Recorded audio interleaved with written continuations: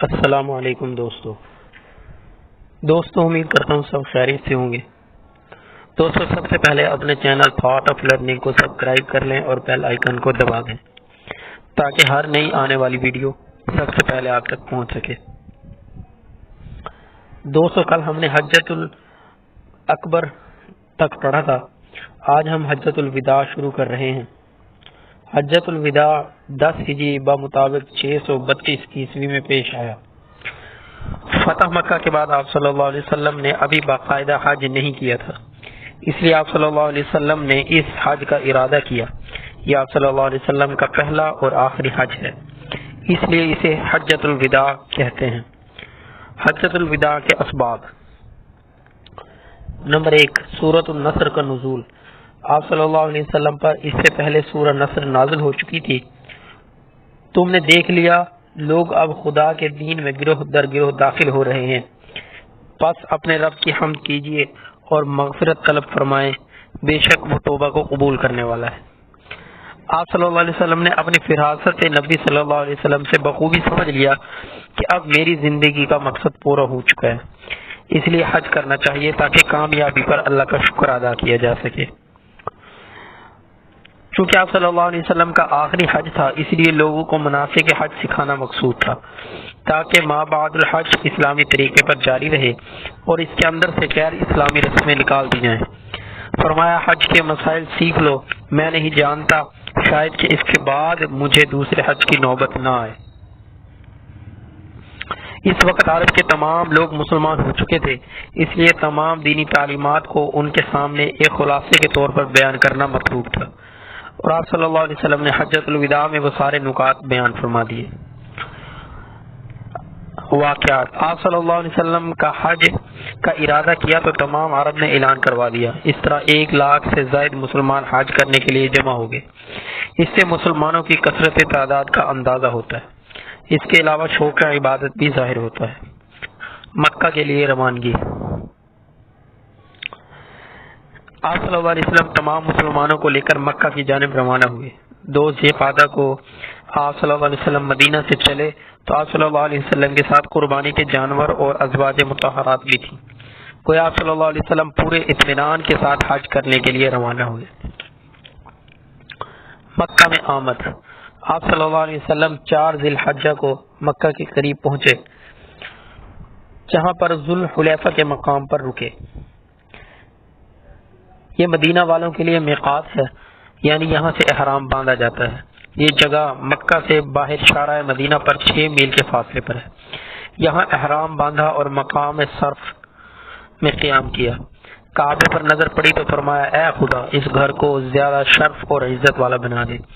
عمرے کی ادائیگی: اس کے بعد آپ صلی اللہ علیہ وسلم نے کعبے کا طواف کیا اور سعی کی اور احرام نہیں کھولا، کیونکہ قربانی کے جانور ساتھ لائے تھے۔ جو صحابہ کرام قربانی کے جانور ساتھ نہیں لائے تھے ان کو حکم دیا کہ وہ بال کٹوا دیں اور احرام کھول دیں۔ مناسک حج کی ادائیگی: اب آپ صلی اللہ علیہ وسلم 8 ذی الحجہ کو مینا میں تشریف لے گئے، 9 ذی الحجہ تک وہیں قیام فرمایا۔ اس کے بعد میدان عرفات میں تشریف لے گئے، وہاں وادی نمرہ میں جہاں آج کل مسجد نمرہ ہے، آپ صلی اللہ علیہ وسلم نے تاریخی خطبہ دیا جس کو خطبۃ حجۃ الوداع کہتے ہیں۔ مغرب کے وقت یہاں سے روانہ ہو کر رات مزدلفہ میں گزاری اور صبح پھر مینا میں تشریف لے آئے۔ شیاطین کو کنکریاں مارنے کے بعد قربانی کی اور اس کا گوشت کھایا۔ اس کے بعد 13 ذی الحجہ کو حرم میں تشریف لائے اور طواف کے بعد حج کے تمام مناسک مکمل ہو گئے۔ آپ صلی اللہ علیہ وسلم نے کل 20 دن قیام فرمایا اور پھر مدینہ منورہ تشریف لے گئے۔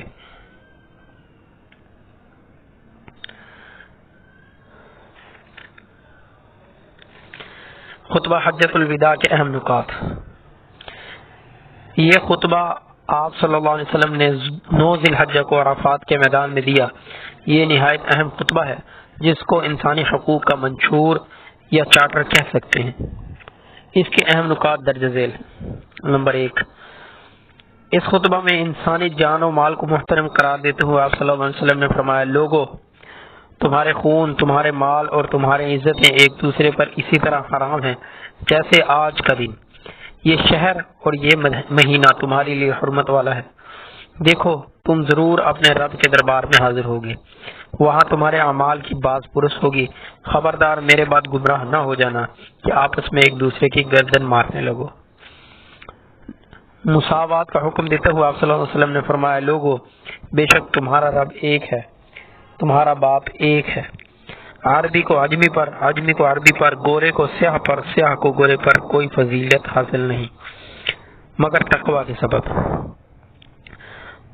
تفاخر جاہلیت کا خاتمہ کرتے ہوئے آپ صلی اللہ علیہ وسلم نے فرمایا، اللہ تعالیٰ نے تم سے زمانہ جاہلیت اور آباء و اجداد کے فخر کو مٹا دیا ہے۔ خدا سے ڈرنے والا انسان مومن ہوتا ہے اور اس کا نافرمان بدقسمت۔ تم سب آدم علیہ السلام کی اولاد ہو اور آدم علیہ السلام مٹی سے بنے تھے۔ ایام جاہلیت کے جھگڑے ختم کرتے ہوئے نبی صلی اللہ علیہ وسلم نے فرمایا، میں زمانہ جاہلیت کے تمام جھگڑے ختم کرتا ہوں۔ پہلا خون جو باطل کیا جاتا ہے وہ میرے چچا زاد ربیعہ بن حارث بن عبد المطلب کا ہے، اس کو حذیل نے قتل کیا تھا۔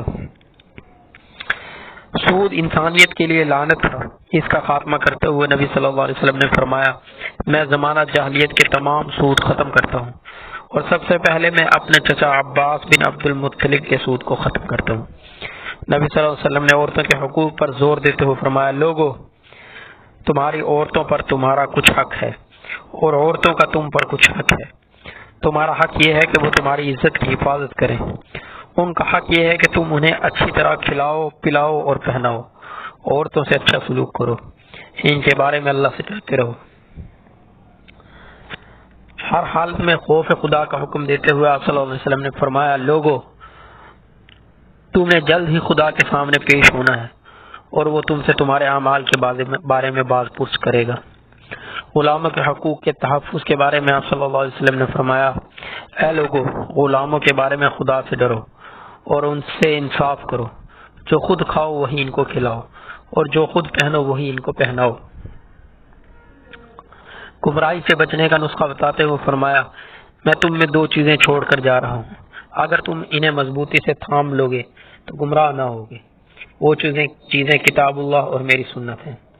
اطاعت امیر کا حکم دیتے ہوئے آپ صلی اللہ علیہ وسلم نے فرمایا، لوگو اگر حبشہ کا نک کٹا غلام بھی تمہارا حاکم ہو، وہ تمہیں کتاب اللہ کے مطابق چلائے تو اس کی فرما برداری کرو۔ عمل میں اخلاص پر زور دیتے ہوئے فرمایا، عمل میں اخلاص مسلمانوں کی خیر خواہی ہے اور جماعت میں اتحاد، یہ ایسی چیزیں ہیں جو سینے کو پاک رکھتی ہیں۔ مسلمانوں کو ہر وقت ہر حال میں اسلام کی تعلیم دیتے ہوئے حکم دیا، تمہارے لیے ضروری ہے کہ میری یہ باتیں ان لوگوں تک پہنچاؤ جو یہاں موجود نہیں، ممکن ہے وہ ان لوگوں سے زیادہ بہتر طور پر ان کو محفوظ رکھنے والے ہوں جو اپنے کانوں سے سنتے ہیں۔ اسلام میں امانت کی ادائیگی بہت ضروری ہے، اس کی اہمیت پر زور دیتے ہوئے آپ صلی اللہ علیہ وسلم نے فرمایا، اگر کسی کے پاس امانت ہو تو وہ اسے اس کے مالک کو ادا کر دے۔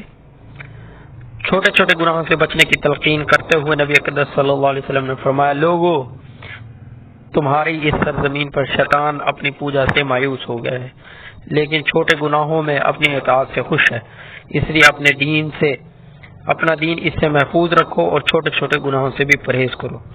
ہر مسلمان کو انفرادی جواب دہی کا ذمہ دار قرار دیتے ہوئے نبی اقدس صلی اللہ علیہ وسلم نے فرمایا، ہر آدمی اپنے جرم کا ذمہ دار ہے، باپ کے جرم کا بیٹا اور بیٹے کے جرم کا باپ ذمہ دار نہیں۔